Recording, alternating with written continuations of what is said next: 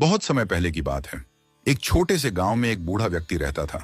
उसकी संपत्ति में कुछ खास नहीं था, लेकिन उसके पास एक पुराना चांदी का पात्र था जिसे वह अपनी सबसे मूल्यवान वस्तु मानता था। बूढ़ा व्यक्ति स्वभाव से बहुत कंजूस था और चीजों को बचा बचा कर उपयोग करता था। इस चांदी के पात्र को उसने संदूक में बंद कर रखा था और हमेशा सोचता था कि इसे किसी विशेष अवसर पर ही उपयोग में लाया जाएगा।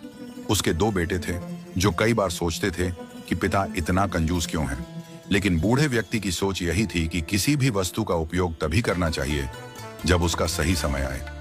एक दिन एक संत उस गांव में आए और बूढ़े व्यक्ति के घर पर रुके।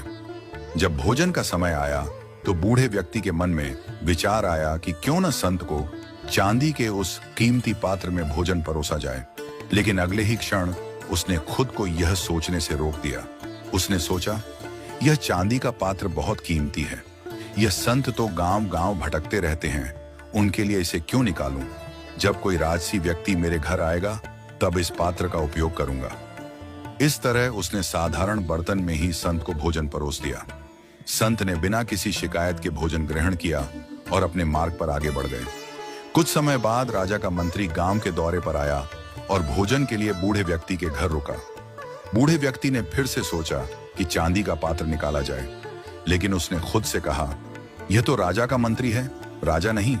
जब स्वयं राजा मेरे घर आएंगे तभी इस पात्र का उपयोग करूंगा। मंत्री को भी साधारण बर्तन में ही भोजन परोसा गया। अंततः कुछ समय बाद राजा स्वयं गांव में आए और बूढ़े व्यक्ति के घर भोजन के लिए रुके। यह मौका विशेष था, लेकिन राजा हाल ही में एक युद्ध में हार चुके थे और उनके राज्य के कुछ हिस्सों पर दुश्मन ने कब्जा कर लिया था। बूढ़े व्यक्ति ने सोचा, राजा